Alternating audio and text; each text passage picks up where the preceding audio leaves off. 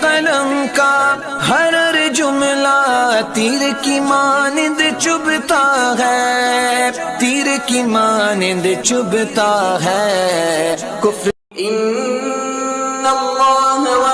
ہوگا، ہر سال سنا ہوگا، نئے نئے اینگل سے سنا ہوگا، نئے نئے طریقے سے سنا ہوگا، نئے نئے انداز میں سنا ہوگا، نئی نئی آوازوں میں سنا ہوگا۔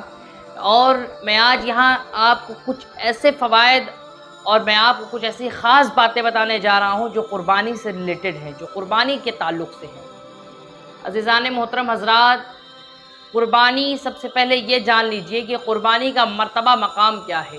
احکام شرعی میں قربانی کا مقام و مرتبہ کیا ہے؟ تو امام اعظم ابو حنیفہ اور امام مالک اور بعض روایتوں میں آتا ہے کہ امام احمد بن حنبل، ان تین اماموں کے نزدیک قربانی واجب ہے۔ کس کے نزدیک؟ امام اعظم ابو حنیفہ، امام مالک اور امام احمد بن حنبل، ان تین اماموں کے نزدیک قربانی واجب ہے۔ اور امام شافعی اور بعض روایت میں آتا ہے کہ امام احمد بن حنبل کے نزدیک قربانی سنت مؤکدہ ہے۔ یعنی یہاں پہ دو بات آ رہی ہیں۔ بعض لوگ کہہ رہے ہیں کہ امام احمد بن حنبل کہتے ہیں کہ ہمارے امام احمد بن حنبل قربانی کو واجب سمجھتے ہیں، اور بعض روایتوں میں آتا ہے کہ امام احمد بن حنبل قربانی کو سنت مؤکدہ سمجھتے ہیں۔ بہرحال، اور ہم چونکہ امام اعظم ابو حنیفہ کی پیروی کرتے ہیں، اس لیے ہمارے نزدیک قربانی کرنا واجب ہے۔ میرے عزیز، میرے پیارے، اور قربانی کا فائدہ کیا ہے؟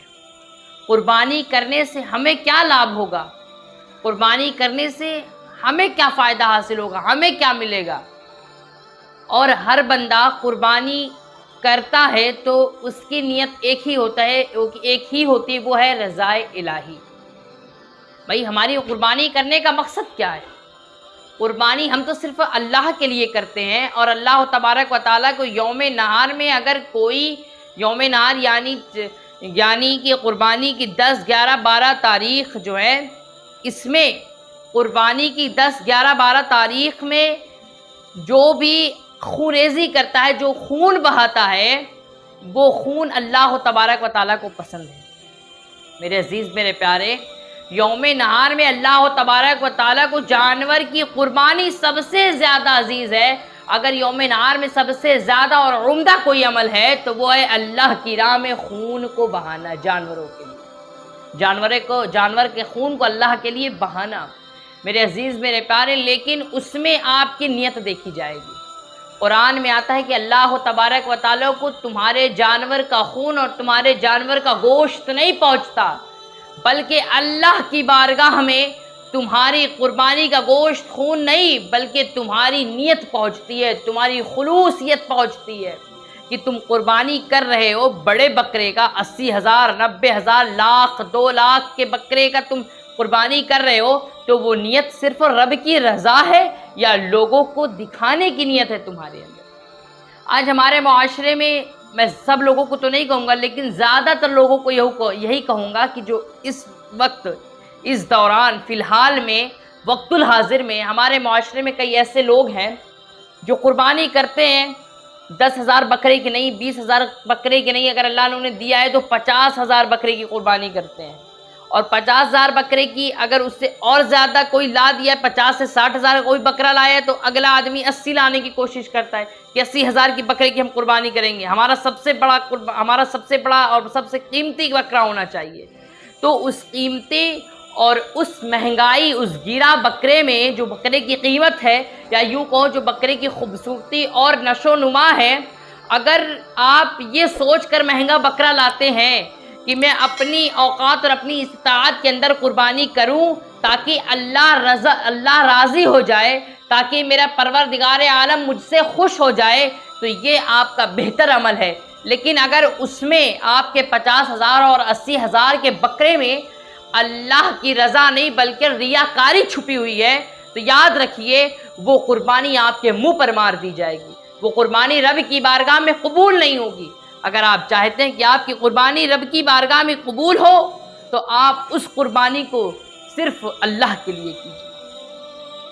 میرے عزیز میرے پیارے، اور قربانی کا جو پیسہ ہے، یعنی قربانی یعنی جو جانور خریدتے ہیں جس پیسے سے، وہ پیسہ یاد رکھیں حلال کا ہونا چاہیے، خون اور پسینے کا پیسہ ہونا چاہیے، وہ حرام اور لوٹے ہوئے پیسے کا جانور نہیں ہونا چاہیے، ورنہ اگر آپ نے کسی کا حق مار کر قربانی کا جانور خریدا ہے تو وہ قربانی بھی آپ کے منہ پہ مار دی جائے گی، وہ جانور آپ کے منہ پہ مار دیا جائے گا۔ اگر آپ نے کسی غریب کی حق اور کسی یتیم کی وراثت سے جانور خریدا ہے تو وہ جانور اور وہ قربانی کل قیامت کے دن آپ کے منہ پر مار دی جائے گی، وہ عمل اللہ کی بارگاہ میں قبول و مقبول نہیں ہے۔ میرے عزیز میرے پیارے، اور سب سے زیادہ اور اہم اگر کوئی بات ہے تو صرف جانور کی قربانی نہیں، سب سے پہلے آپ اسلام کے لیے اپنے سکون کو قربان کیجئے، اپنے عیش کو قربان کیجئے، اپنی عشرتوں کو قربان کیجئے۔ خواہش اور نفس امارہ جو آپ سے غلط کام کرنے پر آپ کو مجبور کر دیتا ہے، اس بری نفس کو قتل کر دیجئے، اس کو قربان کر دیجئے دین کے لیے۔ میرے عزیز میرے پیارے، قربانی جو اسلام ہے، جو ایمان ہے، جو دین ہے، آپ کا دین اپنے تابع سے، اپنے ماننے والوں سے قربانی طلب کرتا ہے، اور اللہ تبارک و تعالیٰ کے نزدیک سب سے محبوب بندہ وہی ہے جو دین کے لیے قربانیاں پیش کرے۔ کیا آپ نے نہیں سنا، کیا آپ نے تاریخ نہیں پڑھی کہ ہمارے اسلافوں نے دین کے لیے قربانیاں دی ہیں؟ حضرت ابراہیم خلیل اللہ نے حضرت اسماعیل ذبیح اللہ کو الدین کے لیے ذبح کرنے کا ارادہ کر لیا۔ حضرت امام حسین نے اپنی پوری اور نسلوں کو جو ہے قربانی دے دی، اپنے پورے اہل خانہ کو اللہ کی راہ میں قتل کر دیا، اللہ کی راہ میں شہید کروا دیا۔ کیونکہ دین ہمارا قربانی چاہتا ہے ہم سے۔ لیکن آج ہمارا معاملہ کیا ہے کہ ہم دین کے لیے سب کچھ قربان کرنے کے لیے تیار نہیں ہیں، لیکن سب کچھ کے لیے دین کو قربان کرنے کے لیے تیار ہیں۔ کیا ہم حقیقی مسلمان ہیں، یا ہمارے تاریخ میں گزرے ہوئے اسلاف جن کی ہم تاریخ پڑھتے ہیں، جن کی ہم تاریخیاں پڑھتے ہیں، جن کی زندگی پر ہم رقص کرتے ہیں، وہ اسلام کے حقیقی ماننے والے تھے؟ آج ہمارا معاملہ کیا ہے؟ آج ہم اپنے دین کو بیچ دیتے ہیں چند پیسوں کے لیے، آج ہم اپنی عیش و عشرت کو خریدتے ہیں، دین کے عوض اپنی عیش و عشرت کو خریدتے ہیں۔ میرے عزیز میرے پیارے، آج ہم نے اپنا وقار، اپنی عزت، اپنی حیثیت سب کافروں کے ہاتھ میں دے دیا، سب ظالموں کے ہاتھوں میں دے دیا، اور آج ہم اپنی دین کو نہیں سمجھ پا رہے ہیں، دین کی اہمیت کو کھو بیٹھے ہیں، دین کے وقار کو ہم اپنے ہاتھوں سے چھڑا رکھے ہیں۔ میرے عزیز میرے پیارے، سب سے بڑا مہنگا بکرا خرید کر قربانی کرنے کا نام قربانی نہیں ہے، بلکہ جس کے نام کی قربانی کی جا رہی ہے، بلکہ پہلے اس کے نام کو بچاؤ، پہلے اس کے آن کو بچاؤ، پہلے اس کی شان کو بچاؤ، پھر اس کے بعد قربانی کرو۔ میرے عزیز میرے پیارے، قربانی اگر آپ حلال پیسے سے کر رہے ہیں، اگر آپ نیت خلوص سے کر رہے ہیں، خلوص نیت سے کر رہے ہیں، میرے عزیز میرے پیارے، تو میں آپ کو اس کا فائدہ بھی بتاتا ہوں۔ حضرت زید بن ارقم، یہ اللہ کے حبیب کے صحابی میں سے ایک پیارے صحابی ہیں، ایک حقیقی صحابی اور باعظمت صحابی ہیں۔ انہوں نے کہا کہ نبی کریم صلی اللہ علیہ وسلم سے، یہ سنن ابن ماجہ میں یہ حدیث موجود ہے کہ نبی کریم صلی اللہ علیہ وسلم کی بارگاہ میں چند صحابی تشریف لائے اور کہنے لگے، عرض کرنے لگے، یا رسول اللہ کہ قربانی کرنے سے ہمیں کیا فائدہ ہوگا؟ تو اللہ کے حبیب صلی اللہ علیہ وسلم نے ارشاد فرمایا، پہلے یہ سوال کیا کہ قربانی ہے کیا؟ تو اللہ کے حبیب کریم صلی اللہ علیہ وسلم نے ارشاد فرمایا کہ قربانی ہمارے دادا حضرت ابراہیم خلیل اللہ کی سنت ہے۔ زید بن ارقم کہتے ہیں کہ صحابہ نے جو چند صحابہ حضور کی بارگاہ میں تشریف لائے، عرض کیا، یا رسول اللہ قربانی ہے کیا؟ تو اللہ کے حبیب نے فرمایا، قربانی ہمارے دادا خلیل اللہ ابراہیم خلیل اللہ کی سنت ہے۔ تو صحابہ اکرام نے عرض کیا، یا رسول اللہ کیا اس کا کوئی فائدہ بھی ہے؟ تو اللہ کے حبیب نے فرمایا، اللہ تبارک و تعالی جانور کے خون کے قطرے، ہر ایک کے خون کے قطرے کے عوض اللہ تبارک و تعالی بندے کو نیکیاں عطا فرمائے گا۔ جو قربانی کرتا ہے جس جانور کا، اس جانور کے ہر خون کے قطرے، ہر قطرے خون یعنی خون کے ہر قطرے کے بدلے اللہ تبارک و تعالی اپنے اس بندے کو نیکی عطا فرمائے گا۔ اور کہا، یا رسول اللہ کیا اس کے بال کی بھی کوئی بات ہے؟ تو اللہ کے حبیب صلی اللہ علیہ وسلم نے فرمایا، یہی حال اس کے بال کا ہے کہ اس جانور کے جسے اللہ کی راہ میں ذبح کیا جا رہا ہے، اللہ کی راہ میں قتل کیا جا رہا ہے، اللہ کی راہ میں قربان کیا جا رہا ہے، اس جانور کے ہر ایک بدلے ہر ایک بال کے بدلے بندے کو نیکی ملے گی میرے عزیز میرے پیارے۔ اور جس نے قربانی کو بغیر کسی عذر چھوڑ دیا، ترک کر دیا، تو اس نے دین سے بغاوت کیا۔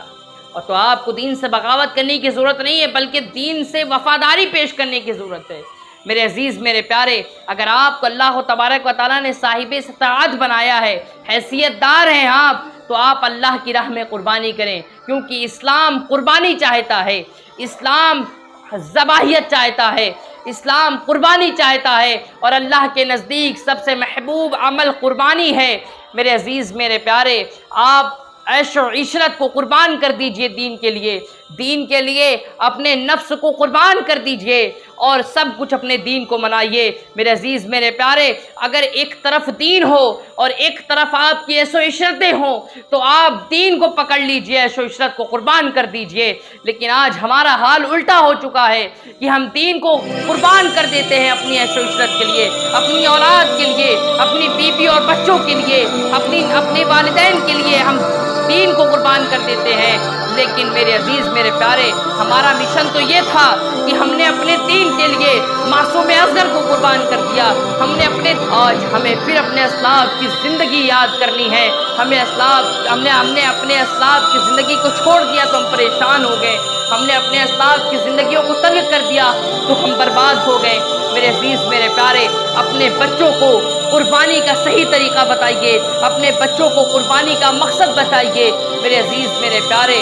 قربانی صرف اللہ کی راہ میں جانور کو ذبح کرنے کا نام نہیں ہے، بلکہ اگر آپ کے سامنے کے راستے سے یا آپ کے گھر کے راستے سے کوئی شخص پریشان ہو رہا ہے، آنے جانے میں کسی کو تکلیف ہو رہی ہے، تو آپ کو وہ راستہ صاف کرنا یہ بھی ایک قربانی ہے میرے عزیز میرے پیارے۔ اگر آپ کے چند پیسے سے کوئی کامیاب ہو جا رہا ہے تو اس پیسے کو اللہ کی راہ میں خرچ کر دینا یہ بھی ایک بہت بڑی کامیابی ہے۔ اگر آپ کی کسی مدد سے کسی شخص کا مشکل کام حل ہو جا رہا ہے تو یہ بھی ایک بہت بڑی قربانی ہے میرے عزیز میرے پیارے۔ اگر آپ کی تھوڑی سی مدد سے کسی کے مرجھائے ہوئے چہرے کھل جا رہے ہیں تو یہ بھی ایک بہت بڑی قربانی ہے۔ اگر آپ کی چند پیسے سے کسی کی چوکھٹ پہ بیٹھی ہوئی بیٹی بوڑھی ہو رہی ہے، عمر دراز ہو رہی ہے، اور آپ کے پیسے سے وہ عمر دراز عورت اپنے ایک نیک صالح شوہر کی حقدار ہو جا رہی ہے تو یہ بھی بہت بڑی قربانی ہے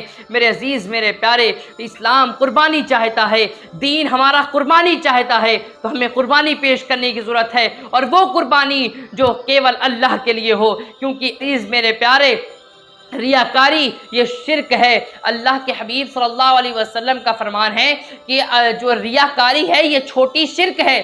کسی بھی عمل کو، کسی بھی برے اقام کو اللہ تبارک و تعالیٰ نے شرک نہیں بتایا، نہ اللہ کے رسول نے شرک بتایا ہے، بلکہ ریاکاری ایک ایسا عمل ہے، ریاکاری ایک ایسا بدعمل ہے، بد ایسا فعل ہے جس کو اللہ کے حبیب صلی اللہ علیہ وسلم نے شرک سے تشبیہ دی ہے۔ اور شرک وہی ہے جس کو اللہ کی ذات میں کسی کو ٹھہرانا، اللہ کی ذات میں کسی کو شامل کرنا، اللہ کی قدرت میں کسی کو شامل کرنا، یہ شرک کہلاتا ہے۔ اور آپ اگر کوئی کام کرتے ہیں اس کو لوگوں کی نیت کے لیے کرتے ہیں، لوگوں کی رضائی کے لیے کرتے ہیں، لوگوں کے لیے کرتے ہیں، تو کل قیامت کے دن اللہ تبارک و تعالیٰ کہے گا کہ یہ عمل تو نے فلاں کے لیے کیا ہے، یہ عمل تو نے فلاں کے لیے کیا ہے، یہ عمل تو نے فلاں کے لیے ہے، تو اس کا اجر جا ان سے لے جس کے لیے تو نے قربانی کی ہے، جس کے لیے تو نے یہ عمل کیا ہے، یہ اجر ان سے جا کے لے۔ اگر تو میرے لیے یہ عمل کرتا، اگر یہ اچھے جانور کی قربانی میرے لیے کرتا،